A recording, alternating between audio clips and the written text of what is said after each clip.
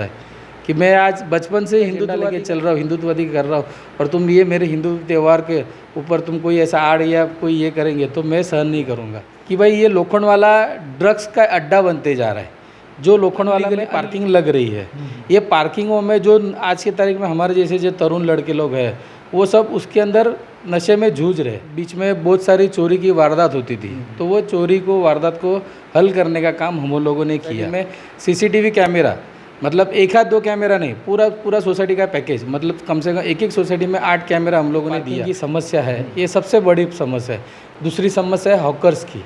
Hawkers वाले पूरा Lokhandwala circle आप देखेंगे तो लोखंडवाला हॉकर्स लोगों का पूरा जाम करके रखा है। प्रकाश दादा ये आमदार है और अतुल बातड़कर ये भी हमारे ही आमदार है, महायुति के आमदार है। महाराष्ट्र में विधानसभा के बाद से मुंबई महानगर पालिका के चुनाव की तैयारियां अभी से प्रारंभ हो चुकी हैं। सभी राजनीतिक पार्टी के नेता अपने अपने वार्डों में अपने अपने कार्यों का डंका बजा रहे हैं। इन्हीं में से बात करें कांदिवली विधानसभा क्षेत्र के अंतर्गत आने वाले वार्ड क्रमांक 27 की, तो इस वार्ड में समाजकरण से राजनीतिकरण में आकर समाज के विकास के सपनों को संजोए रखने वाले शिंदे शिवसेना के युवा नेता विनोद होडकर भी आगामी महानगर पालिका के चुनावी मैदान में उतरने की चाह रखते हैं। उनका मानना है कि वह वार्ड क्रमांक 27 के विकास को एक अलग ही रूपरेखा दे सकते हैं।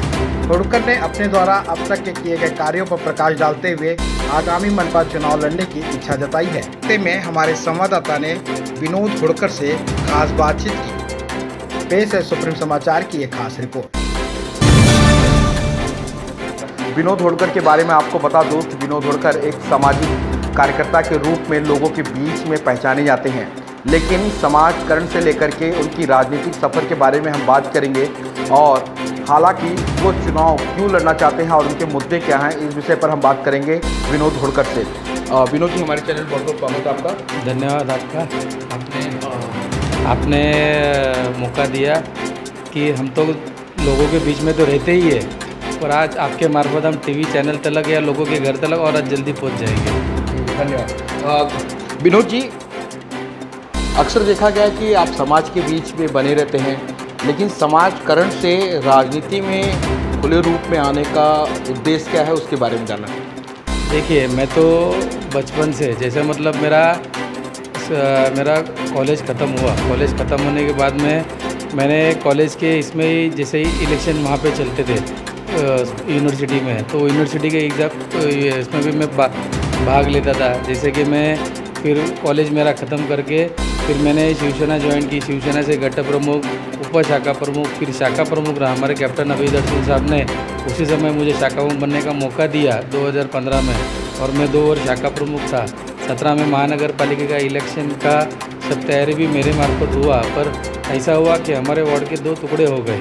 मतलब पहला 26 नंबर वार्ड था, अभी ये वार्ड के 2 टुकड़े होने के बाद 27 नंबर 28 नंबर बना, और वार्ड नया था।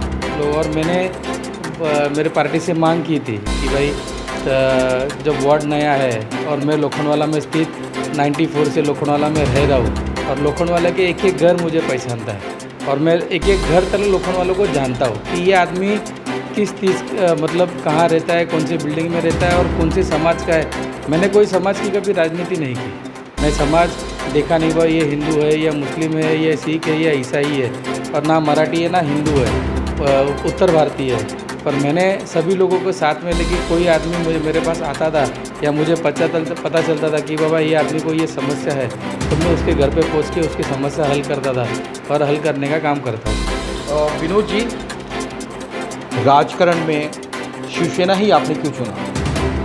ऐसा था कि उस समय पूरे महाराष्ट्र में बाला साहब ठाकरे जी का जलवा था, और बाला साहब ठाकरे जी को मानने वाले बहुत सारे लोग थे, और आज भी है। नहीं, ऐसा नहीं है कि आज भी देख रहे हो, हमारे शिंदे साहब उस समय भी शिवसेना में थे, हम भी उसी शिवसेना में थे, आज भी हम वही शिवसेना को आगे चला रहे। और वही शिवसेना के ऊपर एक हिंदुत्व का नारा, हिंदुत्व के लिए जब बाला साहब ने जो नारा दिया था, मी मुंबई करके और माझी मुंबई करके, ऐसा एक नारा उन्होंने दिया था। वो नारे के थ्रू हम सब जब जो तरुण लोग थे वो पूरे हम शिवसेना में ज्वाइन हो गए, और उसी समय से शिवसेना का जो प्रचार और कट्टर हिंदुत्ववादी जो हमारा जो एक नारा था, वो नारे को हम लोग लेके चले। अच्छा, कॉरपोरेशन का अभी डेट तो फाइनल नहीं है, हाल फिलहाल में होने की आशंका जताई जा रही है। ऐसे में आप इच्छुक उम्मीदवार हैं, क्या मुद्दे होंगे, किन मुद्दों को लेकर के जनता के बीच आप जाएंगे? देखिए, लोखंडवाला और हनुमान नगर का जो मेरा जो 27 नंबर वार्ड आता है, ये 2 क्षेत्र में आता है। 2 क्षेत्र, एक तो कांदिवली विधानसभा में एक आधा क्षेत्र आता है और कुछ क्षेत्र मागाठाणे विधानसभा में आता है। मागाठाणे विधानसभा क्षेत्र जो आता है वो पूरा स्लम पट्टा है और लोखंडवाला जो कांदिवली पूर्व विधानसभा में जो आता है, ये पट्टा पूरा बिल्डिंग एरिया है। तो यहाँ पे अपने को लोगों का मूल मुद्दा क्या है? पानी और रास्ते का, ट्रैफिक का। और यहाँ पे आप देखेंगे लोखंडवाला में पूरा ट्रैफिक लोग जो ये जो पार्किंग की समस्या है, ये सबसे बड़ी समस्या है। दूसरी समस्या है हॉकर्स की। हॉकर्स वाले पूरा लोखंडवाला सर्कल आप देखेंगे तो लोखंडवाला हॉकर्स लोगों का पूरा जाम करके रखा है और उसी कारणों से जितने भी व्यापारी लोग हैं जो आज पीछे करोड़ रुपए की दुकान लेके बैठे हैं, वो बेचारे नाराज़ हैं और नाराज़ चल रहे हैं कि भाई ये सब चीज़ का इसका कभी तो अंत होना ज़रूरी है। आज रास्ते पे लोग जो उनका बोलना यही है कि लोखंडवाला में हम रहते हैं तो लोखंडवाला के नागरिक उसका फ़ायदा ले, तो बात अलग है कि लोखंडवाला कोई आदमी गरीब आदमी है कि बाबा जिसके पास रोज़गार नहीं है तो वो आके सर्कल पे धंधा करे, बात अलग है। और लोखंडवाला एक क्षेत्र ऐसा हो चुका है कि रहता है क्रांति नगर, दामू नगर और मीरा रोड और वसई, तो वो क्षेत्र में रहने वाले लोग यहाँ पे आके धंधा लगाते हैं और यहाँ के लोगों का रोज़गार छीनते हैं। और हमारे जो व्यापारी वर्ग जो लोग हैं, जो हिंदू व्यापारी लोग हैं, उनको तकलीफ़ देने का काम करते हैं। जरा ही कुछ भी हुआ तो भाईगिरी पे उतरते, मारामारी पे उतर जाते हैं। तो हमको यही विरोध है और मैं यही लोगों से अपील करूँगा, मेरे व्यापारी लोगों से और मेरे सभी लोखंडवाला के लोगों के लिए, कि मेरा सबसे बड़ा मुद्दा रहेगा हॉकर्स का, कि कैसे भी जैसे मेरे पार्टी ने मुझे मौका देगी तो मैं पहला मेरा मुद्दा है हॉकर्स का, वो मैं हॉकर्स लोगों को हटाऊँगा। और दूसरा मुद्दा है पानी का। जो पानी आज म्हाड़ा जैसे जो थोड़ा स्लम पट्टा जैसे स्लम में गिनती हो जाता है, बिल्डिंग में उसकी गिनती नहीं होती है, वहाँ पे पानी की समस्या बहुत है। पानी वहाँ पे पहला आज से 24 साल पहले जब गजानन कीर्तिकर हम पे शिवसेना के आमदार थे, उसी समय से पानी जो सवेरे हम लोगों ने शुरुआत की थी, वो पानी अभी पिछले 2-3 सालों से वो पानी ये लोग ने टाइमिंग, महानगर पालिका ने टाइमिंग चेंज किया, वो टाइम में हमको बदली करना है। लोगों एक तो म्हाड़ा में तकलीफ़ क्या है कि सवेरे का जो पानी लोग जो काम धंधे जाने वाले लोग हैं काम धंधे पे, तो उनको सवेरे पानी भर के काम धंधे पे लोग अपने निकल जाते हैं। अभी वो शाम को 5-6 बजे पानी आता है, तो 5-6 बजे शाम से पब्लिक काम पे से रिटर्न आती नहीं है तो पानी का प्रॉब्लम होता है। हालांकि ये प्रॉब्लम होना नहीं चाहिए था, पर हालांकि ये प्रॉब्लम हो रहा है। और मैंने आपसे माध्यम से मैं आपको लोगों को कुछ लोगों को पता नहीं है, लेकिन कुछ लोगों को पता है कि मैंने महानगर पालिका के ऊपर ये कारणों के ऊपर मैंने एक मोर्चा भी निकाला हुआ था और मैंने महानगर पालिका के लोगों को जा पूछा था कि भाई जब हमको 24 साल से महानगर पालिका वही है, सरकार भी वही है, सब कुछ वही है, प्रशासन भी वही है, तो भाई तुम हमको पानी शाम को क्यों दे रहे, सवेरे का पानी दीजिए। तो उन्होंने बोला था कि हमारे पास सर टेक्निकली कुछ प्रॉब्लम चल रहा है, तो थोड़ा कुछ समय हमको दीजिए तो हम आपको सवेरे का पानी का जो टाइम है वो हम चेंज करके आपको दे देंगे। पर हालांकि अभी मैंने जैसे कि चुनावी सब चल रहा है, ये पूरा आप देख रहे हैं ये साल, तो ये पिछले 2-3 महीने से किधर कुछ जाने को हुआ नहीं है। तो अभी कुछ समय के बाद ऑफिस में जाऊँगा और उनको जा पूछूँगा कि भाई हमारा जो पानी सवेरे आता था वो पानी सवेरे हमको वापस चालू करो।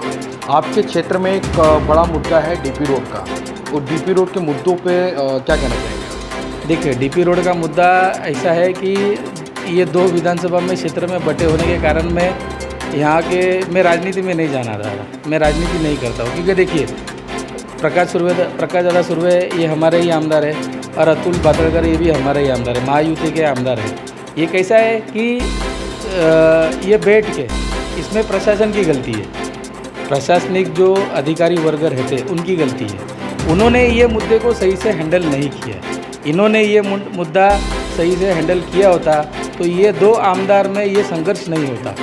लोगों को क्या लग रहा है कि सरकार में आप दोनों आमदार, मुख्यमंत्री आपका, प्रधानमंत्री आपका, गृह मंत्री आपका, सब कुछ आपका होने के बाद भी आपको मतलब लोगों को ये तकलीफ़ झेलना पड़ रहा है। लोगों के बीच में ये भावना है। पर मैं ये लोगों को कहना चाहता हूँ कि ये 2 आमदार का विषय नहीं है, ये 2 प्रशासन का विषय, ये प्रशासन का विषय है। ये प्रशासन काम नहीं कर रहा है। हालांकि दोनों आमदार अब अपने हिसाब से प्रेशर कर रहे हैं कि दादा का बोलना यही है कि मेरे जो लोग हैं उनका वहीं पे पूरा जगह पे होना चाहिए, विस्थापन होना चाहिए।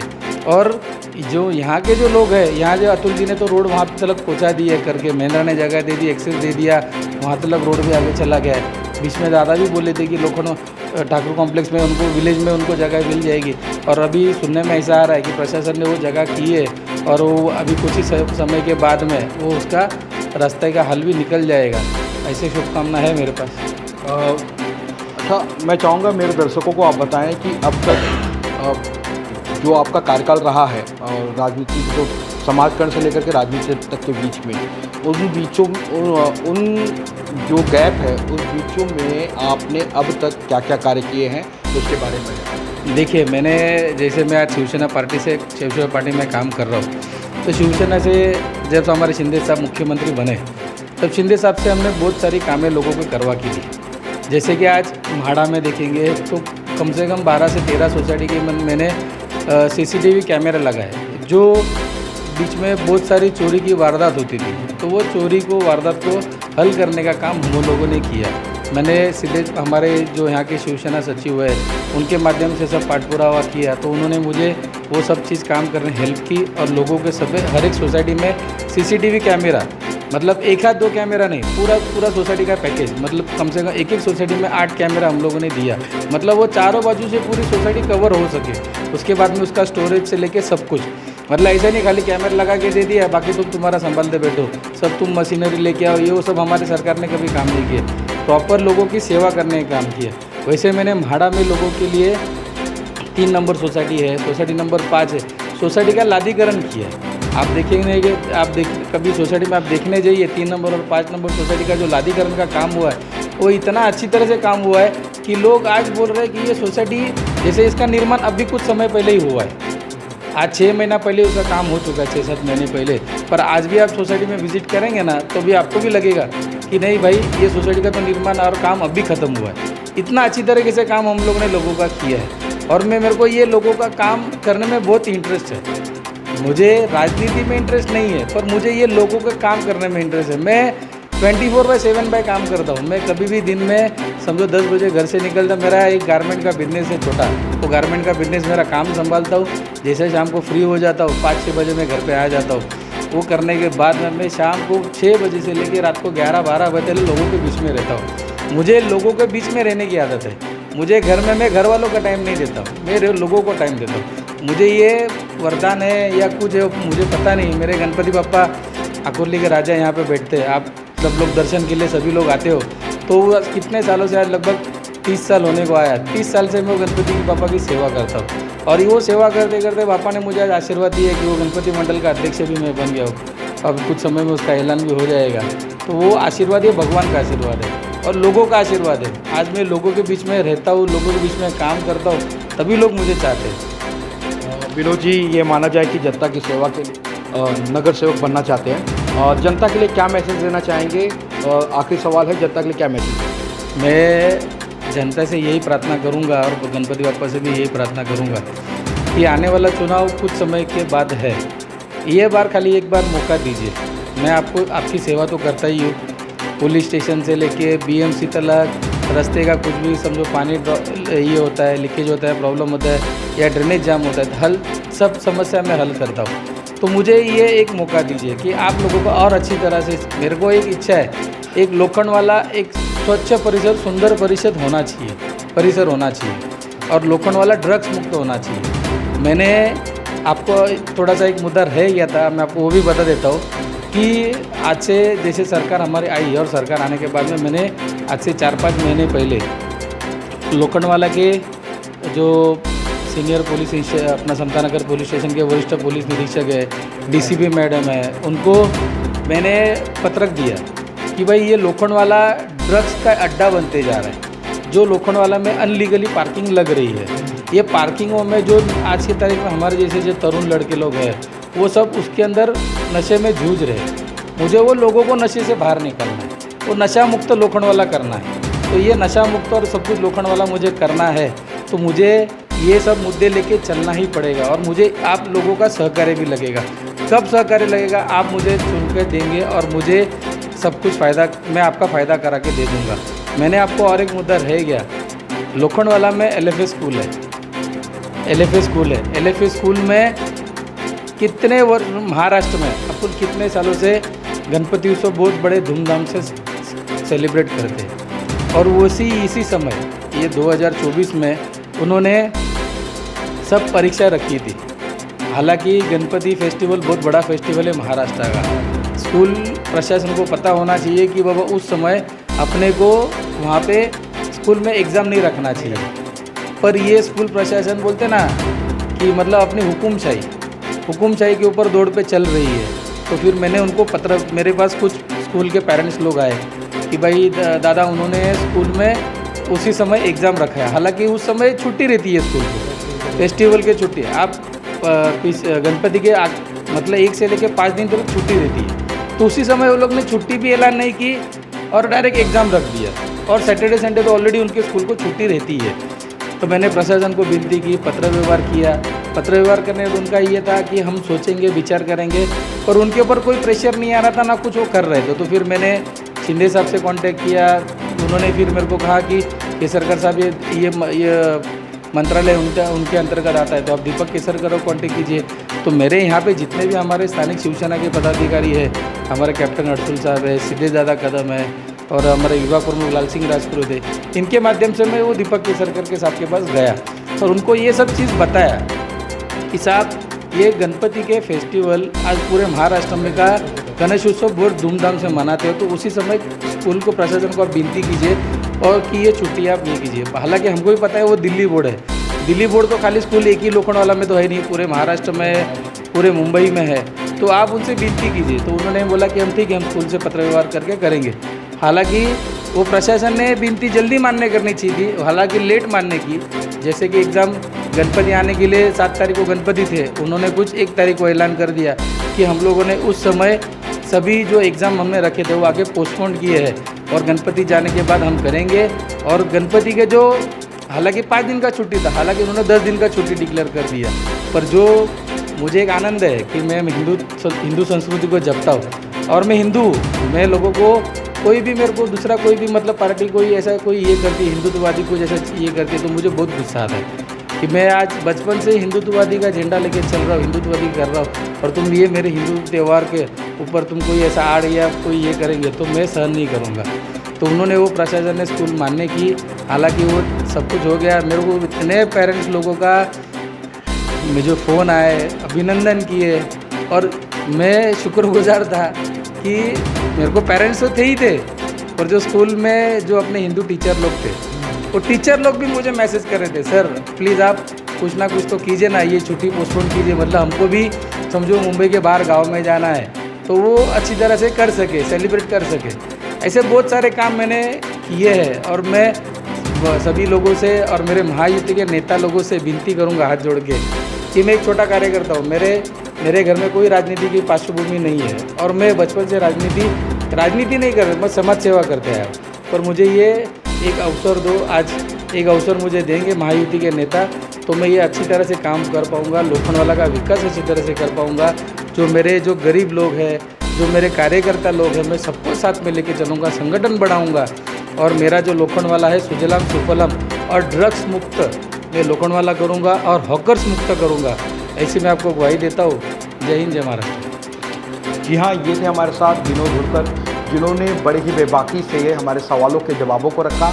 बात करें कांदिवली लोखंडवाला क्षेत्र की, तो इन्होंने कई सारी समस्याओं को जनता के समक्ष रखने की कोशिश की और कई सारी समस्याओं का निदान भी इन्होंने खोजा है।